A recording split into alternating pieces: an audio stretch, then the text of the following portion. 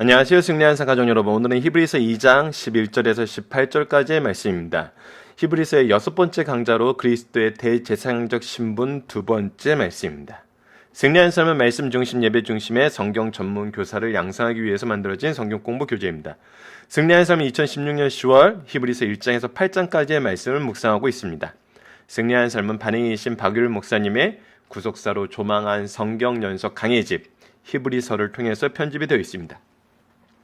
여러분, 위크스터디를 통해서 저희들이 말씀을 보는 훈련을 계속적으로 반복하고 있습니다. 여러분들께서 이 부분에 대해서 좀 이해를 해주시고, 오늘 본문에서 여러분들이 특히 보셔야 되는 것은 히브리서는 말씀과 겉면이라는 이런 틀을 따르고 있습니다. 말씀과 겉면, 말씀과 겉면, 이 부분이죠. 그리고 말씀과 겉면. 자, 이 5가지의 겉면에 대한 것이 우리에게 주시는 하나님의 주의, 경고, 우리가 잘 들여봐야 되는 부분, 우리가 신앙생활을 하면서 이런 부분이 우리에게 있나 없나를 봐야 돼요. 이것을 오늘 중심사상에서 박효일 목사님의 강의집에서 어떻게 표현했는지 우리가 보게 될 것입니다.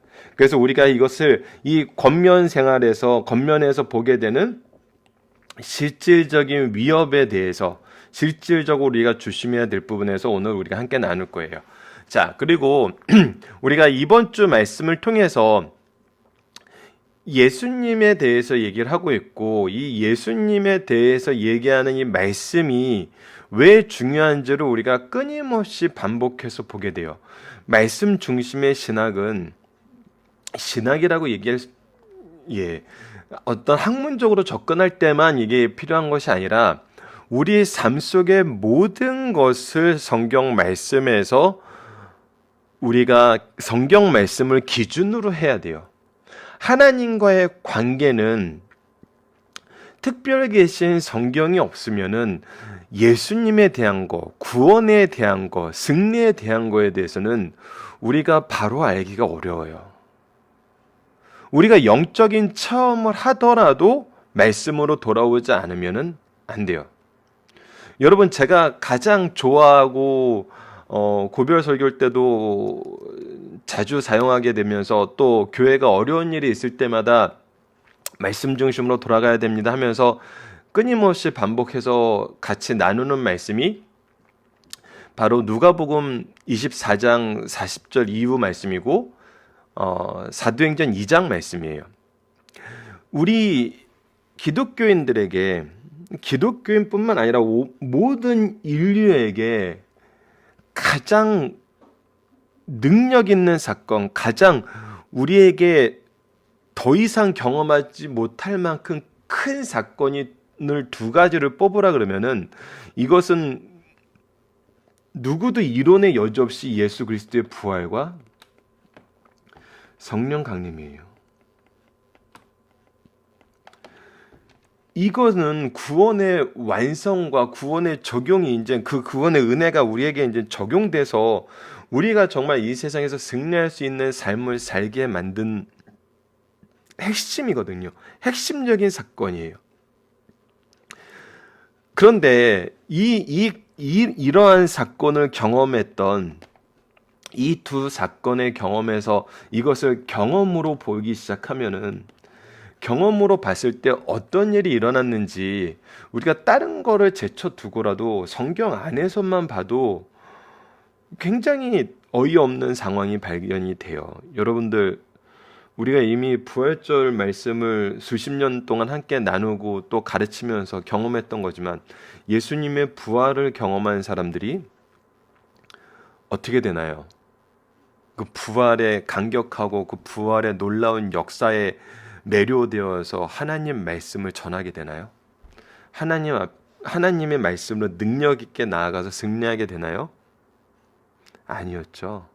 그것이 바로 누가복음 24장에 있는 말씀이에요. 40절 이후에. 엠마오로 가는 2 제자가 예수님을 만나고 왔을 때도 여전히 그들도 다락방에 모여있던 제자들도 여전히 연약한 상태였어요. 아무것도 할 수 없는 상태였어요. 심지어 부활하신 예수님을 만나고 나서도 부활하신 예수님 만나 얼마나 감격스럽겠어요. 얼마나 놀랐겠어요. 얼마나 은혜스럽겠어요. 하지만 그들은 여전히 두려워하였고 아무것도 할 수 없는 상태였어요. 이때 예수님이 무엇을 하시는지 24장 이후에 나타납니다. 예수님이 무엇을 하시냐면 모세와 시편과 모든 선지자의 글로 지금 일어난 일이 무엇인지를 가르쳐 주세요. 이것은 무슨 뜻입니까? 성경을 가르치셨다는 거예요. 예수님이 부활하신 후 40일간 이 땅에 계시면서 가장 중요하게 생각하시면서 하셨던 일이 성경을 통해서 예수님을 가르쳐 주는 거였어요. 이것은 히브리서에서도 우리에게 보여주는 굉장히 놀라운 은혜의 기초를 제공해 주고 있어요.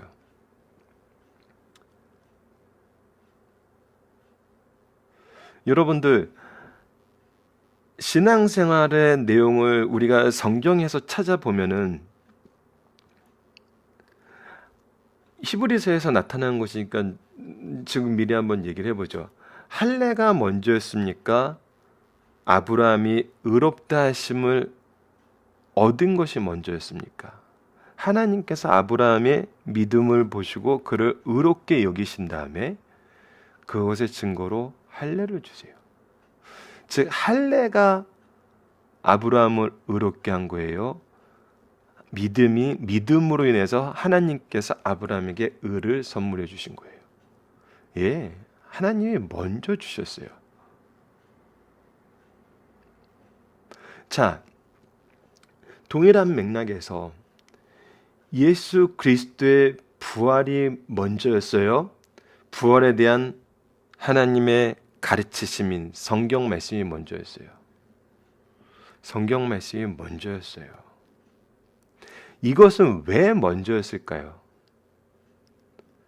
여러분들 간단하게 생각해서 지금 우리랑 문화권이 다른 유럽은 너무 멀다고 생각해서 제껴두고 한 인도 정도? 아니 인도가 뭐예요? 그냥 일본.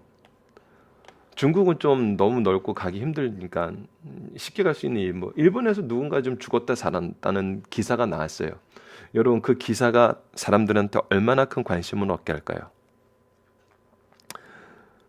그냥 딱 그렇게 단적으로 한 문장 있었다고 생각을 해보세요. 도쿄에 사는 모 아무개 씨가 사망 의학적으로 죽은 이후에 며칠 후에 다시 깨어났습니다. 이런 딱 문장이 하나가 있었어요. 여러분들 어떤 감동 느끼세요? 막 궁금해서 이걸 파고 싶어 주세요? 이거 궁금해서 파고 싶은 사람은 이쪽에 관심이 있고 이것에 대한 진위 여부에 대해서 굉장히 민감해하는 사람일 거예요. 그게 어떤 목적이건 진위 여부에 대해서 굉장히 민감한 상황이죠. 여러분도 근데 이 얘기 듣고 진위 여부가 민감하세요? 그런 일이 있었나 보네. 예.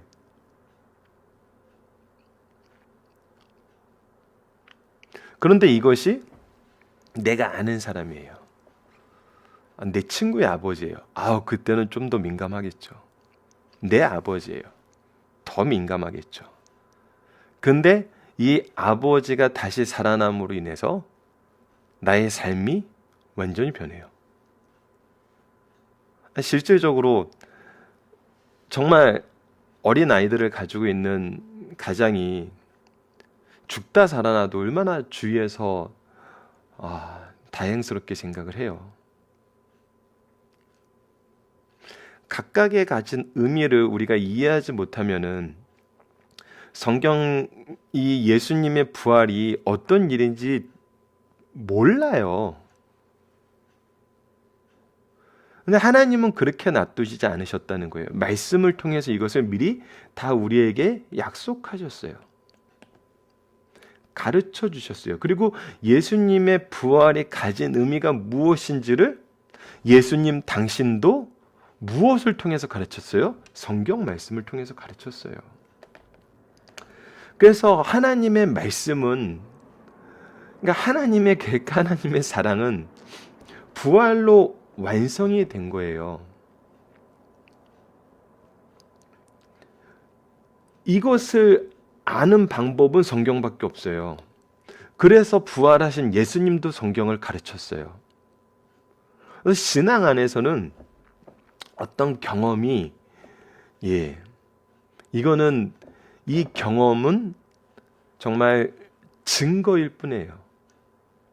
증거일 뿐인 건 아니죠. 예수님의 부활 자체가 증거일 뿐이라고 얘기할 수 있을 만큼 그렇게 작은 사건 아니죠. 우리 인류 역사상 가장 놀라운 사건이고 결정체거든요. 하이라이트죠. 결론이 나버렸어요. 이걸로 이제 누구도 의심할 수 없게 결론이 나버렸어요. 자, 근데 왜 이 얘기를 이렇게 장황하게 또 하게 되냐면, 우리가 신앙생활 하면서 끊임없이 반복적으로 경험하게 되는 잘못된 오류들은 말씀이 빠진 경험에서 그렇게 돼요.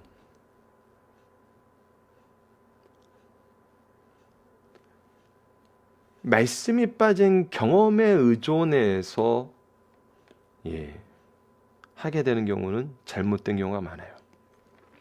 이것을 단정적으로 보여주는 것이 뭐냐면, 성령 강림 이후에 나타났던 제자들의 반응이에요. 여러분, 이 부활의 사실을 알고 경험하고 믿고 의지하는 것은 필연적으로 우리에게 무엇을 경험하게 하냐면 성령의 일하심을 경험하게 만들어요. 성령의 역사를 경험하게 만들어요. 그래서 이 부활의 능력과 성령의 도우심은 예수님께서 요한복음을 통해서 우리에게 약속했던 정말 연속적인 하나의 정말 놀라운 사건이고 우리를 위한 거예요. 근데 이때 베드로의 설교가 기가 막히거든요. 조금 전에 이 성령 오순절 성령 강림을 경험했어요. 이것 때문에 나타나는 복음의 확장을 위해서 하나님께서 준비해 놓으신 그 사건을 경험하고 있어요. 어느 나라의 말로도 이 죄로 인해서 흩어졌던 언어가 이 죄의 모습이 남아있는 상태에서 하나님의 능력으로 새롭게 되는 걸 경험을 하는 거거든요. 이건 정말 놀라운 사건이에요. 사람들이 궁금해요. 이 사건이 도대체 왜 이럴까? 심지어는 술 취했다는 그런 얘기까지 나오고 있어요. 근데 베드로가 뭐라 그러나요? 베드로가 여기서 베드로가 하는 것에 우리의 경험의 역할이 있어요. 나 지금 막 성령 강림 경험하고 왔거든요. 이 사람들아, 성령이 하시는 일을 너희들이 왜 몰라? 너희들 우리처럼 예수 믿고 성령 받으면 이렇게 할 수 있어. 그렇게 얘기하나요? 그렇게 안 한다는 거예요. 어떻게 얘기하죠? 이 일은 성경에 기록된 것이 이루어집니다라고 얘기해요.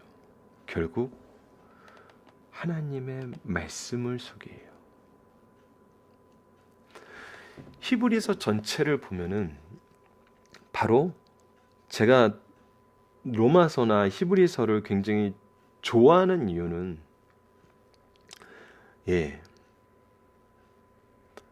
말씀만으로 예수 그리스도에 대해서, 우리의 하나님의 사랑에 대해서, 하나님의 능력에 대해서 이것을 깨닫게 해준다는 거예요. 로마서와 히브리서는 너무나 놀라요. 하나님의 모든 능력을 경험한 유대인들은 선조 때부터 이것이 경험되었고 증명되어 왔고 계승되어 왔어요. 이 경험이 계승되어 왔었어요. 말씀과 경험이 같이 계승되어 왔었어요.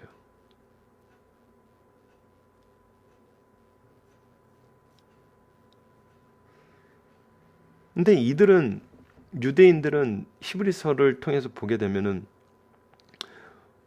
마치 무엇과 같은 것 같으냐면 유대 민족을 사랑하셔서 행하셨던 하나님의 놀라운 이적 때문에 그 놀라움을 따라가는 것 같아요. 천사를 보내서 그의 백성을 보호하시고 모세를 통해서 민족을 이루고 나라를 이루게 하시고 아론을 통해서 제사적인 속죄 제물을 드리게 하시고. 근데 히브리서는 뭐예요?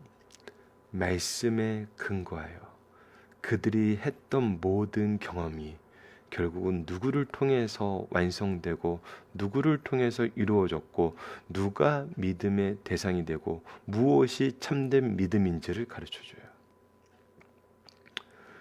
성경이 완성해 놓은 하나님의 논리를 따르는 거거든요. 로마서는 이방인들에게 그걸 가르쳐요. 이것이 오늘도 이렇게 또 서론이 길어져서 굉장히 죄송합니다. 하지만 여러분들, 저는 다니엘서 말씀을 통해서 이 세상에서 앞으로 살아나가야 되는 이 처절한 경쟁 사회와 배역의 세대에 하나님을 이겼다고 생각하는 자들이 권력을 잡은 이 세상에서 삶을 살아나가야 되는 우리의 자녀들과 제자들이 다니엘서를 통해서 하나님의 인도하심과 구원하심과 통치하심과 심판하심을 아는 상태에서 하나님의 종으로 살기 원하고, 이 세상의 어떤 사건도 신비로울 게 없고 굳어져 있는 그런 영성과 감성을 가지고 있는 우리 자녀들과 제자들이, 너무나 놀라운 것은 어떤 이성적인 힘이나 지식적인 힘은 그 어느 시대보다 강한 상태에서 살고 있다는 거예요, 우리의 자녀들이. 그래서 그들에게 히브리서 말씀을 통해서 변증법적으로 하나님의 논리로 이들에게 믿음을 심어줄 수 있다는 겁니다. 무엇이? 바로 이 히브리서가. 그래서 여러분들, 저는 개인적으로 중고등부 아이들에게 정말 올 한 해는 이 다니엘서 말씀을 통해서 그들이 바르게 이 세상에서의 목표를 세우고 히브리서의 말씀을 통해서 바르게 신앙 고백할 수 있는 자녀로 거듭나기를, 이 영적인 그 새로움을 경험하는 시간을 갖기를 굉장히 바라고 그 부분을 준비했었어요. 그래서 여러분들도 저랑 비슷한 관점에서 여러분들의 제자들을 통해서 자녀들에게 정말 다니엘서 말씀과 히브리서 말씀을 어떻게 가르쳐야 되는지, 이 모든 공부가 끝난 이후에도 한번 꾸준히 묵상하시면서 꼭 한번 이것을 전부 다 한번 나눌 수 있는 그런 승리한 삶 리더분들 되시기를, 교사분들 되시기를, 부모님들 되시기를 기도합니다. 또 서론 말씀이 굉장히 장황해서 죄송한데, 오늘 본문 말씀을 이런 관점에서 신앙생활에서 왜 말씀이 중심이 되어야 하는지, 말씀 중심이 중요한 이유를 생각해 봅시다라는 얘기가 조금 전에 설명했던 부분이에요. 우리 히브리서 말씀을 통해서는 우리가 또 히브리서 말씀에서 가르쳐주는 예수님을 바로 알아야 하기 때문에 신앙생활에서 말씀 중심이 되는 것이 중요한 것이고, 조금 전에 나눴던 누가복음과 사도행전을 통해서는 예수님께서도, 예수님의 제자들도 이 말씀 중심의 신앙으로 무엇을 이루었는지를 보면은, 어떻게 역사하셨는지, 어떻게 일하셨는지를 보면은 왜 말씀 중심이 중요한지를 우리가 알 수 있어요. 자, 본문 말씀을 보도록 하겠습니다. 그리스도의 대제사장 신분 두 번째입니다. 히브리서 2장 11절로 18절입니다. 거룩하게 하시는 이와 거룩하게 함을 입은 자들이 다 한 근원에서 난지라. 자, 이것이 여러분들, 축구를 할 때 승부차기는 덧자릿하고 지금 한 점 뒤진 상태에서 혹은 동점 상태에서 프리킥을 하나 얻었어요. 가장 프리킥을 잘 찰 수 있는 사람 중에 가장 컨디션이 좋은 사람을 뽑겠죠. 감독이 지명을 해서 얘기를 할 거예요. 그럴 때도 어떠나요? 마음이 조마조마하거든요. 실패하면 어떠나. 우리가 죄에 대해서, 의에 대해서 우리를 대표로 하는 한 사람이 나아가서 이것을 모두 이겨내야 돼요. 우리의 대표가 돼서 나가야 돼요. 제가 나간다 그러면 저는 실패할 거예요. 저는 100% 실패합니다. 저 뽑으시면 안 돼요. 여러분 주위에 있는 어떤 사람들이든 한번 생각을 해보세요. 이 사람을 앞에 내세우면 우리가 죄에 대해서도 분명히 승리할 수 있고 의에 대해서도 어떠한 흠도 발견할 수 없을 만큼 완벽하게 그 의에 대해서 화답할 것이다. 누가 있나요? 누가 있나요? 아무도 없습니다. 아무도 없어요. 의에 대해서 거룩하다, 죄에 대해서 승리하였다 할 존재가 없어요. 구약의 제사제도가 바로 그거였거든요. 구약의 리더의 모습이 바로 그거였어요. 즉 현재 우리의 모습도 그래요. 그런데 거룩하게 하시는 이와 거룩함을 받은 입은 자들이 다 한 근원에서 난지라. 이 말씀이 선언될 수 있는 유일한 근거는 바로 예수님이라는 거예요. 예수님은 선에 대해서도 하나님의 기준에 모든 것을 합당하게 이루셨고 죄악에 대해서도 모든 죄를 대신 지시고 그 죄에서 이기셨어요. 근데 더욱 놀라운 것이 바로 이 부분이에요. 그의 근원을 신의 위치에 놓은 것이 아니라 인간의 몸을 입고 오셔서 우리와 한 근원이 되게 하신 거라는 거예요. 그래서 그분이 나의 주님이고 그분이 삼위일체 하나님이고 그분이 나의 선생 된 것도 너무나 영광스럽고 감사한데 우리를 형제라 부르기를 부끄러워하지 아니하시는 그런 존재로 우리에게 오셨다는 거예요. 그것이 바로 임마누엘로 오신 예수님이라는 겁니다. 대표 선수가 없고 어떤 것도 할 수 없는 처절한 패배 속에 있는 우리에게 우리의 몸을 입고 우리의 모든 고난과 모든 의를 승리하시고 이루실 분으로 예수님이 오셨다는 거예요. 이르시되 내가 주의 이름을 내 형제들에 선포하고 내가 주를 교회 중에서 찬송하리이다 하셨으며 또다시 내가 그를 의지하리라 하시고 또다시 볼지어다 나와 및 하나님께서 내게 주신 자녀라 하셨으니 자녀들은 혈과 육에 속하였음에 그도 또한 같은 모양으로 혈과 육을 함께 지니심은 죽음을 통하여 죽음의 세력을 잡은 자고 마귀를 멸하시며 또 죽기를 무수함으로 한평생 매어 종노릇하는 모든 자들을 놓아주려 하심이니라. 여러분들,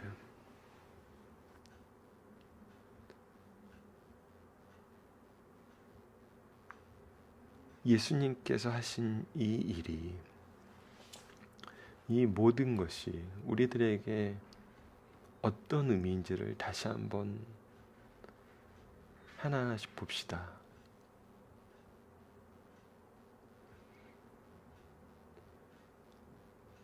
예수님께서 우리에게 대제사장 되셔서 우리와 함께 하심을 이루셨고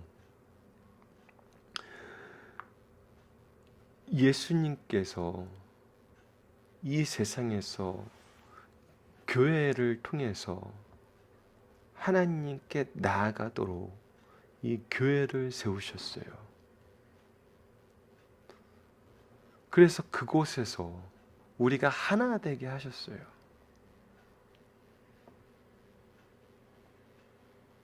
교회를 통해서 하늘나라를 소유하게 하셨어요.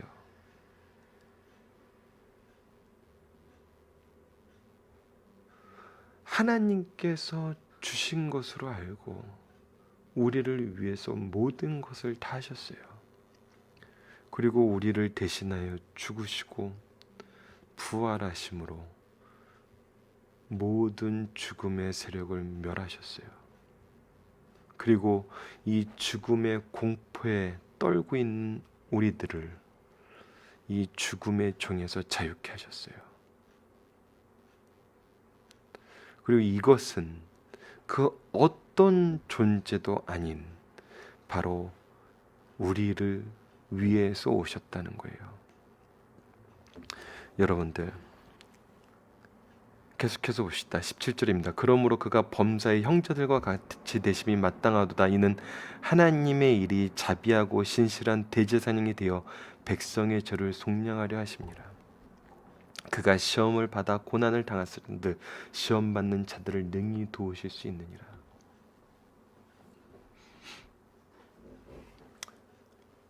여러분들 이것은 단순히 우리를 도와서 우리 옆에서 멘토의 역할을 하는 정도를 얘기하는 게 아니에요.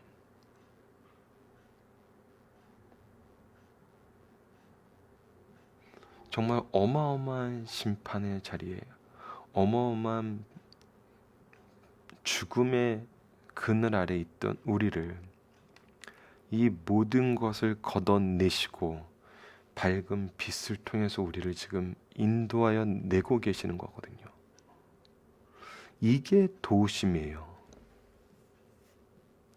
예수님이 도우시는 거는 얘들아 거기 있는 불 들어라. 자, 불 들었지? 자, 앞을 비춰봐라. 비춰보면 앞에 뭐가 보이고 뭐가 보이고 뭐가 보이고 뭐가 보이지? 자, 이제 너희들이 지나가야 되는 것은 이거는 피하고 저거 쪽으로 가서 저거를 끼고 오른쪽으로 간 다음에 다시 왼쪽으로 가면 그 길이 나와. 이런 게 아니라는 거예요.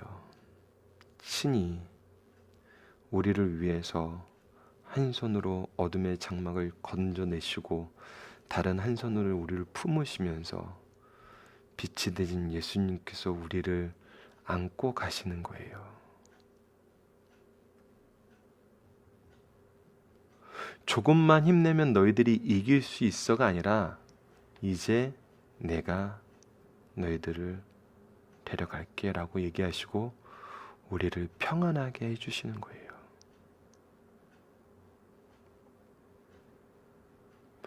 오직 이것을 위해서 육체의 몸을 입고 오셔서 이 일을 하시는 거예요. 그것이 바로 대제사장의 모습이에요.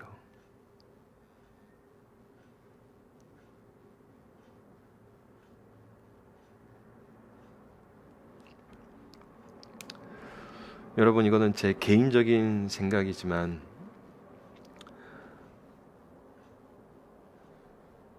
우리가 말씀으로 교육할 때 조금 헷갈리고 좀 착각하는 경우가 있는 것 같아요. 이거는 일반 세상적인 교육이 또 특히 한국처럼 경쟁 위주의 교육이 가지고 있는 굉장히 잘못된 부분인 것 같은데 여러분들 우리가 리더를 세우기 전이 더 교육적인 부분에서 중요할까요? 아니면 리더를 세운 후가 더 중요할까요?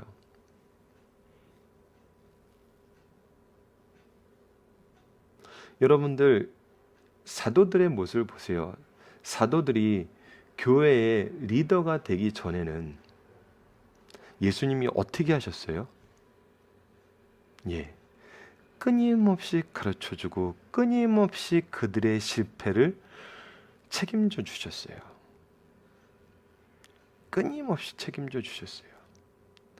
이것은 이렇게 보셔야 돼요. 여러분들 교육이라는 것은 항상 중요해요. 정말 항상 중요해요.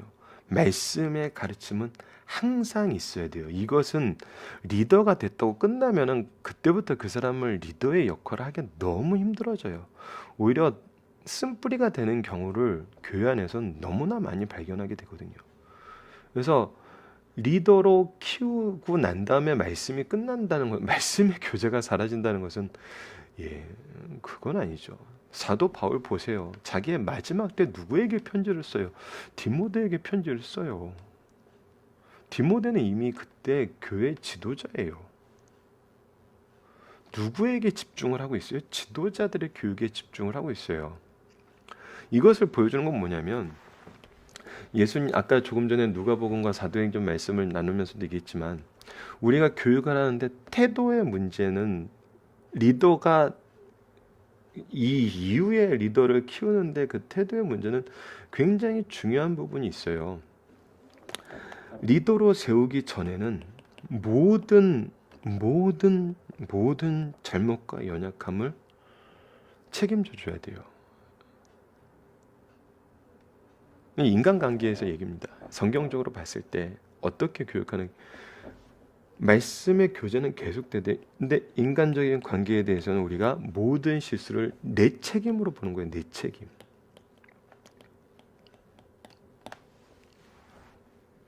근데 세상 교육은 이 부분이 아니에요.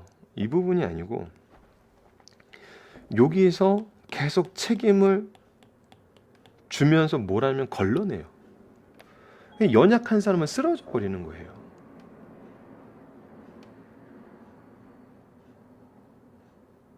연약한 사람은 리더가 될 수가 없는 거예요. 이거는 세상적으로는 그렇게 할 수 있어요. 근데 교회 안에서는 아니에요.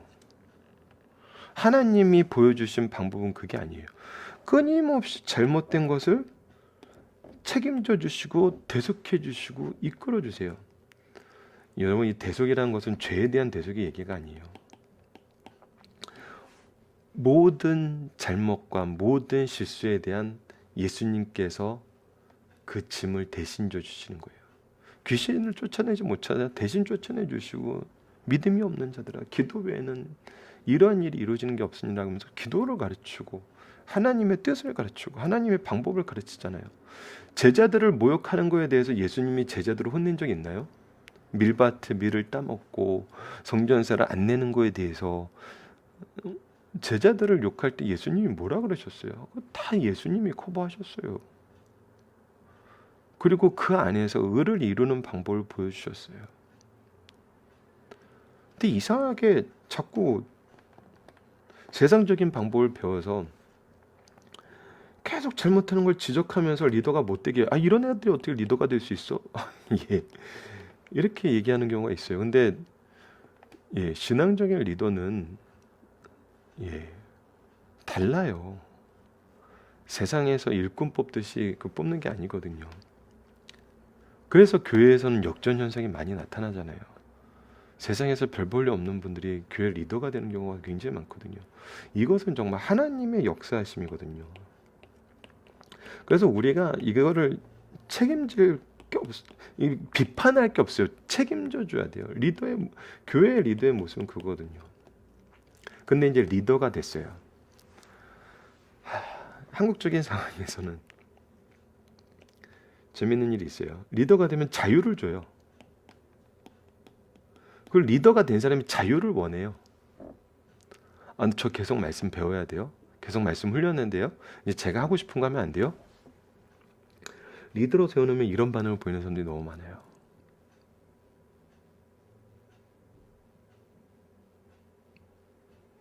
그런데 이 리더를 키웠던 원래 영적인 부모나 스승들은 이때 더 면밀하게 가르쳐야 돼요. 이때부터 정말 끊임없는 권면이 들어가는 거예요. 강요가 들어가는 거거든요. 이것이 리더로 세움 받은 다음에 가지는 굉장히 좋은 관계 같아요. 여러분들 진정한 멘토와 멘티의 관계는 바로 여기서 빛을 발해요.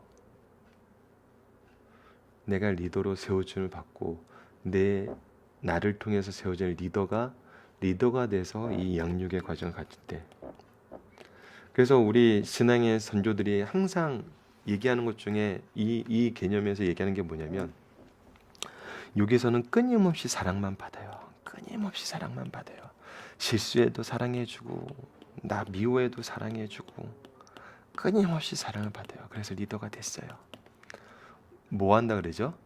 자기가 배운 대로 가르친다 그러고 그들이 사랑받은 대로 사랑한다 그래요. 정말 그래요.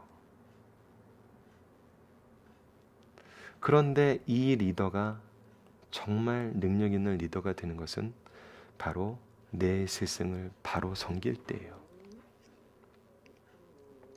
스승의 교훈에 귀를 기울일 때예요. 그럴 때 비로소 이것이 동역자가 되는 거예요.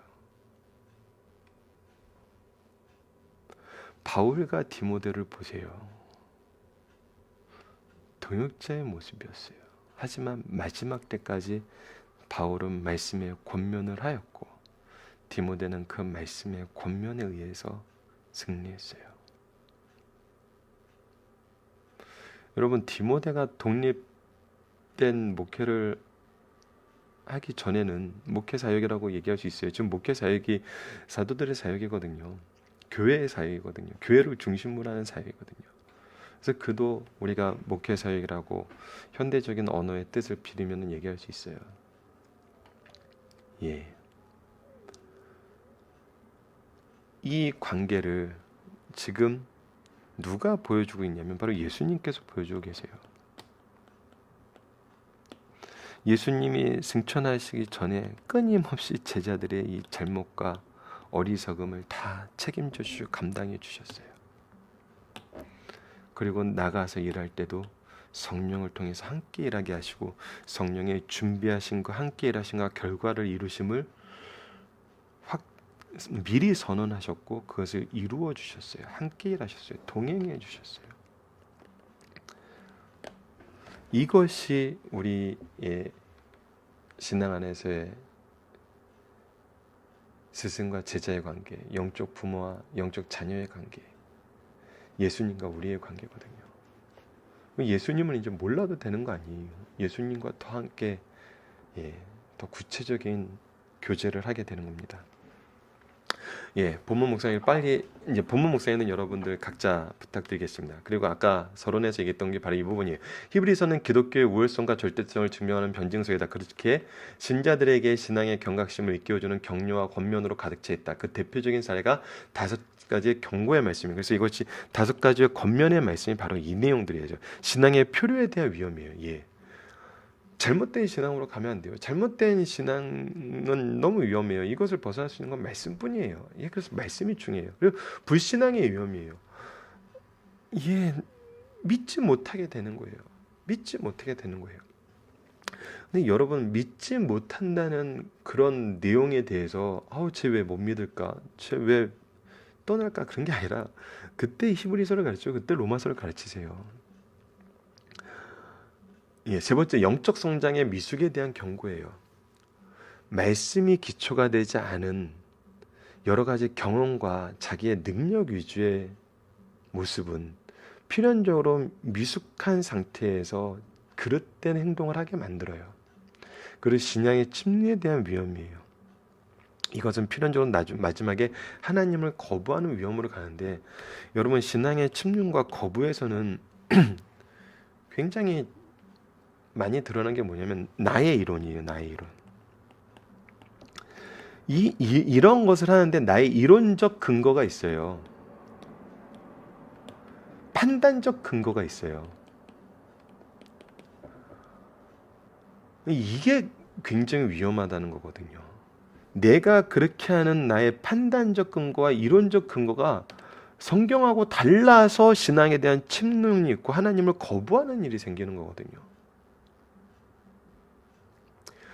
2장에서는 큰 구원을 이루신 그리스도를 구체적으로 소개합니다. 이를 위해 성도들의 영적 침체와 배교를 경계하면서 최후까지 진리를 사수하려는 비상한 자세로 진리의 말씀을 붙들 것을 명해요. 또한 말씀을 등한시 여기고 교회 지도자의 교훈을 불순종하는 자들에게 경고와 권면을 주고 있어요.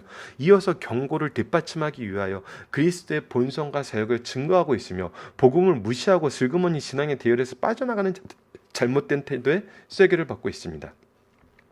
자, 첫 번째입니다. 창조주께서 우리의 질격된 인성을 회복시켜 주시기 위하여 친히 인간의 몸을 입고 세상에 오셨습니다.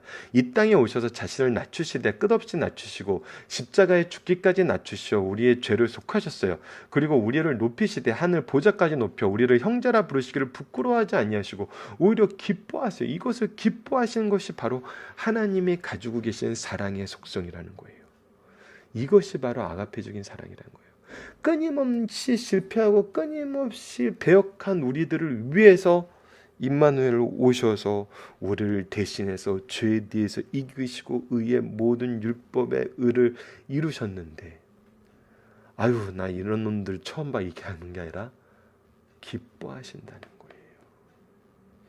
그렇기에 세상에서 신분과 형편이 어떠하였더라도 구원받으면 형제라 부르기를 주저하지 않을 뿐 아니라 기쁘게 여긴다는 사실을 가르쳐 주시는 말씀이에요. 여러분들, 우리가 이 마음을 갖게 되는 거예요. 얘는 이래서 안 돼, 쟤는 저래서 안 돼. 예, 세상에서는 그렇게 할 수 있어요. 왜냐하면 그것이 다 나에게 마이너스가 되고 조직에 마이너스가 되거든요. 근데 가정에서 우리 아빠는 이래서 아빠 하면 안 돼. 우리 엄마는 이래서 엄마 하면 안 돼. 우리 아들은 이래서 안 돼. 우리 딸은 저래서 안 돼. 예, 누군가 그 얘기를 시작하는 순간, 예, 하나님의 기준은 사라지게 되는 거예요. 하나님은 가정과 교회를 그렇게 하지 않으셨어요. 두 번째입니다. 주께서 우리와 동일한 육체를 입으신 것은 그 백성을 위하여서 죄진 주사 죽음을 패하심으로 그의 백성을 사망에서 해방시키는 데 있다는 거예요. 우리를 죄악에서 구원하시는 방법으로 창조주의 직권적으로 삼인령을 내시는 방법을 택하지 않고 그의 공의로운 성품을 따라 주께서 친히 혈육을 가진 인간의 몸을 취하시고 죄인들의 타락한 값을 치르셨다는 거예요. 그래야 하나님의 사랑과 공의를 충족시키셨다는 거예요. 여러분, 이 부분은 묵상하면 묵상할수록 너무나 깊어지는 내용이 바로 이거예요. 하나님의 사랑과 공의를 충족시키셨다. 왜? 우리를 사랑하시기 때문에, 우리를 너무나 기뻐하시기 위해서. 그러므로 이 은혜로운 사실을 깨닫는 자는 주님의 고난에 동참하기를 주저하지 않는다는 사실을 가르쳐주고 있어요. 예, 이 사랑과 공의를 배운 사람은, 경험한 사람은 예수님의 사랑과 공의를 충족시킨 이 모습으로 세상에 나가요. 비난받을 게 없고 시험거리가 없어요. 예수님께서 모든 시험을 이기시고 그것을 이루셨는데 왜 우리가 시험을 받아요? 왜 우리가 비난을 받아요? 예수님 이름 때문에 시험을 받고 비난을 받는 것 외에 다른 걸로 받는 것은 우리가 이것대로 하지 않은 거예요. 우리의 기준대로 했던 거예요. 그런 부분을 우리가 성경을 통해서 점검할 수 있어요. 그래서 또 은혜를 경험하게 되는 거예요. 그것이 로마서에서 얘기한 거예요. 더 큰 죄인이 더 큰 은혜를 경험한다는 거예요. 그래서 죄 짓는 건 말도 안 되는 건 또 얘기하고 있죠. 여러분들, 로마서에서 우리가 이미 묵상을 했습니다. 그러므로 이 은혜로운 사실을 깨닫는 자는 주님의 고난에 동참하기를 주저하지 않는다는 사실을 가르쳐주고 있어요. 세 번째입니다. 주께서 우리와 동일한 육체를 입으시지 않으시면 대제사장의 직무를 이행할 수 없어요. 예, 이것이 신비예요. 이것이 기적이고 이것이 능력이라는 거예요. 예수님께서 대제사장 되실 뿐 아니라 친히 제물이 되어 우리의 죄를 속하셨어요. 또 주께서 육체를 입으심으로 우리와 동일한 경험을 가지사 우리가 고난 중에 기도드릴 때 경험자의 입장에서 기도를 들어주신다는 거예요. 와, 이거는 여러분들 묵상해 보세요. 말씀으로 계속 말씀을 통해서 찾아보세요. 이것이 도대체 어떤 의미인가? 다른 모든 종교의 신들은 인간과 분리되어 있지 않고 이질화되어 인간이 이르지 못할 경지에 있어요. 그러나 우리의 믿음의 도리는 주가 친히 인간이 되신 일이요 인간과 동료성을 취하심으로 고난을 통해 일체감을 보여주신 거예요. 이를 통해 놀라운 하나님의 사랑과 섭리와 사역을 깨닫게 하시오. 이 깨달음은 여러분들, 이것이 정말 신비롭고 하나님 말씀이다라는 걸 경험할 수밖에 없는 것이 바로 이 부분이에요. 깨닫는 순간 경험이 돼요. 깨달음과 경험이 하나가 돼요. 왜? 우리의 존재의 의미를 이것을 기준으로 재조명하고 바르게 정립돼서 참된 의미를 발견할 때 우리의 삶 모든 것이 바로 이것을 경험했음을 깨닫게 돼요. 그리고 이것을 전하게 해요. 우리가 이 세상을 전해요. 박열 목사님이 가끔 쓰시는 표현, 미치고 환장을 노리시거든요. 내가? 나 같은 사람이? 네. 그것이 사도행전을 통해서 우리에게 약속했던 거거든요. 놀라운 것입니다. 살펴보기 정답 여러분 카페를 통해서 확인하시고요. 밴드에도 이것이 올라가 있습니다. 적용합니다. 성육신의 의미를 다시 묵상하고 이것을 전할 수 있는 방법이 무엇인지 생각을 해봅시다. 여러분들, 이 부분은 사설에서 너무 많이 나눴어요. 여러분들 각자도 한번 이 부분을 묵상해 보세요. 먼저 말씀이 기준이 되어서 이것이 무슨 의미인지를 우리가 분명히 알아야 돼요. 알면은 그 경험의 바다에서 그냥 헤어나오지 못하게 됩니다. 이것이 말씀을 소유하게 되면서 즉각적으로 오게 되는 굉장히 놀라운 경험이에요. 이 경험이 확장되는 걸 볼 때는 더 오묘하게 일하신 하나님을 보게 돼요. 이것을 함께 묵상하고 나누시는 승리한 삶 가족 여러분들 되었으면 합니다. 말씀을 기초로 기도하기를 통해서 마치겠습니다. 하나님, 예수님이 육체의 몸으로 오심은 하나님의 구원의 경륜 속에서 이미 약속된 것이었고 이것을 신실하게 이루셨으며 우리의 대속을 위해 하나님의 놀라운 사랑임을 말씀을 통해 다시 한번 가르쳐 주심을 감사합니다. 이 말씀 그대로 우리도 전하게 하여 주소서. 예수님 이름으로 기도합니다. 아멘.